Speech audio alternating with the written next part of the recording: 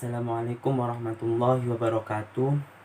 Perkenalkan, nama saya Muhammad Rafi Azizuddin dari Fakultas Syariah Hukum Keluarga Islam. Di sini saya akan menyampaikan resum dari materi PBAK Universitas UIN Maulana Malik Ibrahim. Yang pertama, materi dari Profesor Dr. Ibu Umi Sumbulan, MAG, sebagai Wakil Rektor 1 Bidang Akademik, yang menerangkan tentang wawasan bidang akademik. UIN Maliki memiliki 7 fakultas. Yang pertama, Fakultas Tarbiyah dan Perguruan, Fakultas Syariah, Fakultas Ekonomi, Fakultas Psikologi, Fakultas Sains dan Teknologi, Fakultas Humaniora dan Kedokteran, serta Ilmu Kesehatan. Pasca sarjana ada 15 program studi, sehingga semua studi ada di UIN Malang, baik yang level S1, S2, dan S3 itu ada 46. Upaya-upaya internasionalisasi mahasiswa yaitu dengan mendorong dosen dan mahasiswa untuk melakukan publikasi hasil riset dalam prosedur nasional dan jurnal internasional. Lulusan UIN Maliki Malang adalah lulusan yang berkarakter baik dalam menjadi hakim, advokat, dan moderator yang ilmiah, Islamiyah, atau pemandu wisata yang Islamiyah, dan pekerja di lembaga-lembaga diplomasi internasional yang Islamiyah, apoteker yang Islamiyah. Kampus UIN Malang ada Ma'had Al-Jamiyah sebagai pusat pengembangan karakter ulul albab, khususnya 2 pilar dari 4 pilar ulul albab, yaitu kedalaman spiritual, akhlakul karimah, keluasan ilmu, dan kematangan. Tujuan itu semua dibentuk melalui pendidikan. UIN Malang ini memiliki program pengembangan bahasa asing, diantaranya bahasa Arab, bahasa Inggris, bahasa Mandarin, dan lain-lainnya. UIN Malang juga mempunyai rumah tahfidz dan HTQ atau yang biasa disebut Hay'atut Tahfidzil Quran. Program ini bisa membantu Anda untuk menghafalkan Al-Quran atau melanjutkannya. UIN Malang ini juga memiliki rumah moderasi beragama yang akan mendidik menjadi mahasiswa yang unggul, moderat, toleransi, dan menjunjung prinsip dan nilai-nilai keragaman. Memiliki jati diri yang kuat, memiliki komitmen kebangsaan dan negara, budaya, dan keragaman. UIN Malang juga memiliki perpustakaan yang mana di dalamnya banyak ribuan e-book, e-jurnal diposting baik yang nasional maupun internasional.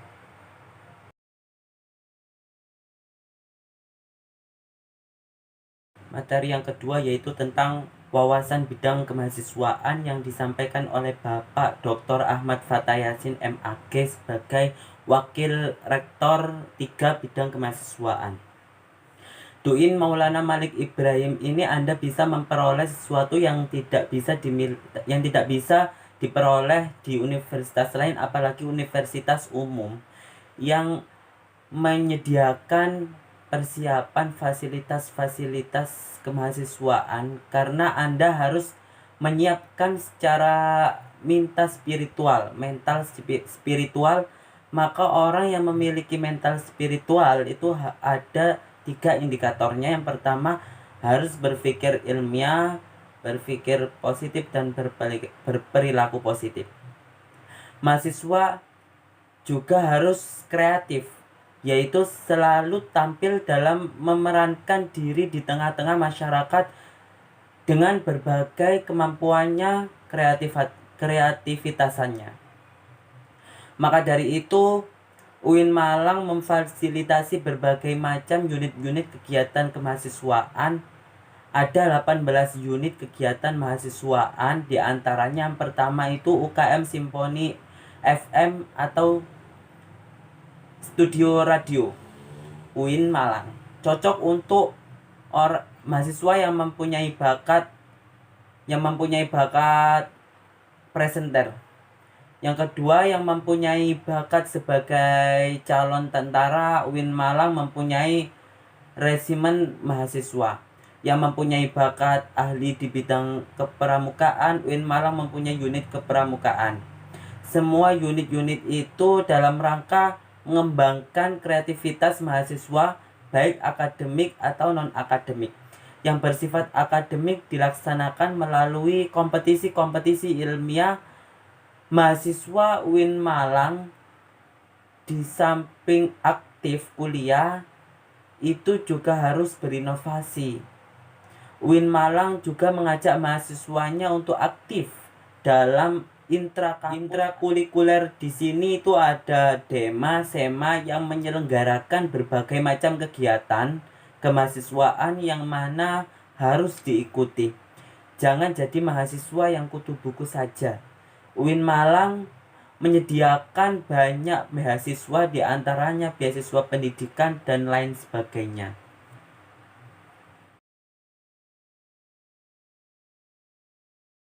Materi yang ketiga yaitu tentang lingkup kerja Dewan Kemahasiswaan atau yang biasa kita sebut dengan DEMA, yang pematerinya adalah Ketua Dewan Eksekutif Mahasiswa sendiri, yaitu Kak Farhan Adit Rosadi. DEMA adalah organisasi intrakampus yang merupakan lembaga eksekutif kemahasiswaan di lingkungan atau di level universitas. Tugas dari DEMA itu sendiri yang pertama sebagai pelaksana program organisasi kemahasiswaan, kedua sebagai lembaga yang mengkoordinasikan, menginstruksikan pelaksanaan kegiatan kemahasiswaan di tingkat universitas. Tugas dari DEMA itu sendiri yang pertama melaksanakan program kerja organisasi yang sudah disepakati SEMA universitas. Kedua, mengkomunikasikan dan menginformasikan kegiatan kemahasiswaan di tingkat universitas. Ketiga, melaksanakan koordinasi dan sinkronisasi kegiatan kemahasiswaan. Jika di kampus-kampus negeri di bawah naungan Kemendikbud itu biasanya menggunakan dengan nama BEM. Namun kalau ketika di bawah naungan Kemenak itu dengan DEMA.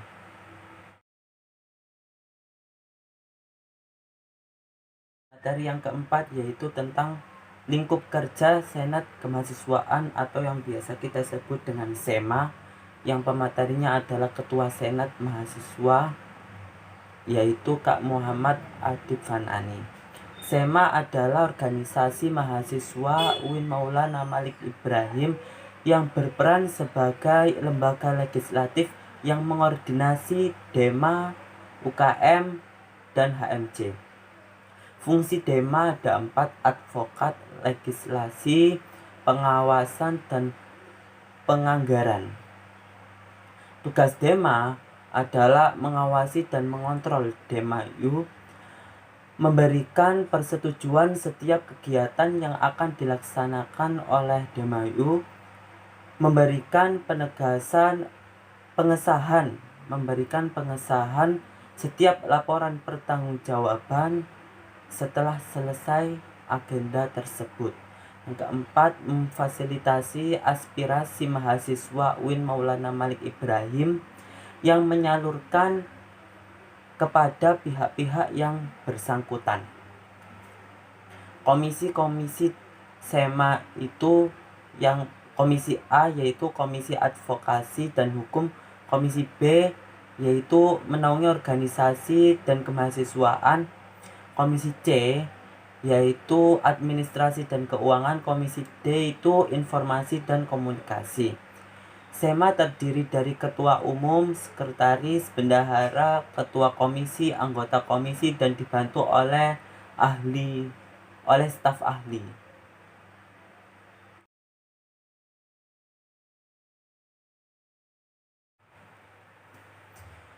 Materi yang kelima yaitu tentang UKM seni religius yang dibawahkan oleh Ketua UKM Seni Religius UIN Maulana Malik Ibrahim. UKM SR atau yang biasa disebut dengan seni religius ini hadir sebagai salah satu mahasiswa dalam mengembangkan seni Islam dan skill organisasi. UKM SR ini yaitu unit kegiatan mahasiswa di tingkat universitas dan merupakan lembaga otonom yang memiliki jalur koordinatif yang bergerak dalam bidang seni Islami. Tujuan seni UKM religius ini membentuk kader seni Islam yang beriman dan bertakwa kepada Allah Subhanahu wa Ta'ala dan memiliki jiwa pemimpin yang agamis, kritis, dinamis, kreatif, dan inovatif serta menjunjung tinggi Tridharma perguruan tinggi. Apa Tridharma perguruan tinggi itu? Yaitu pembelajaran, penelitian, dan pengabdian. Divisi UKM SR ini seni religius yang pertama gambus, yaitu dalamnya itu musik yang bernuansa padang pasir atau Arab. Kedua sholawat atau banjari.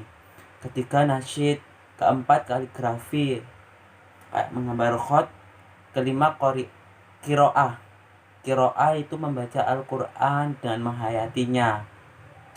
6 itu MC yang memandu jalannya acara dan public speaking kalian akan terlatih dan tertata.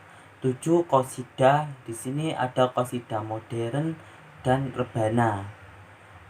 Moto, dengan seni aku berkarya dan berdakwah.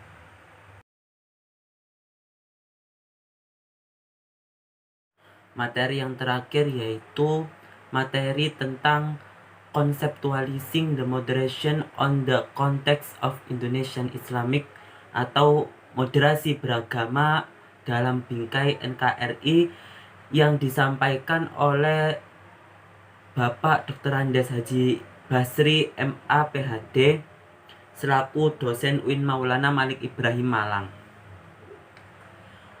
Orang sering menilai seseorang soleh itu dinilai dari aksesorisnya. Label sosial itu Islam atau Muslim, liberal, sekuler, pragmatis, modernis, tradisionalis, fundamental, ekstremis, dan teroris. Label kontemporer yang viral itu moderat Islam dan Islam Nusantara. Memang tidak ada yang namanya Islam Nusantara dan lain-lain. Yang ada hanya Islam, tetapi menurut sosiologis ada perbedaan karena beda pemahaman, ada yang radikal, ekstrim, dan lain-lain. Definisi moderasi adalah secara etimologis wasatiyah berarti jalan tengah, posisi tengah, dan berkeadilan. Secara terminologis, pemahaman atau praktek keagamaan yang menjunjung tinggi kesetaraan, beragaman, toleransi dengan berpijak pada prinsip tawazun antara rasio dan logika, teks serta konteks. Kenapa moderasi relevan dan urgen di Indonesia? Yang pertama, karakter Islam sebagai agama yang rahmatan lil alamin yang menjunjung tinggi keadaban dan harmoni inter dan antar pemeluk agama. Kedua, historisitas Islam di Indonesia atau masuknya Islam ke Nusantara via dakwah. 3. Karakter masyarakat Indonesia yang lekat dengan kesantunan dan harmoni. Ini akar tradisi Hindu, Buddha, dan lain-lain. We are not the Middle Eastern Arab. Keempat, ideologi bangsa Indonesia dan moto Bhinneka Tunggal Ika.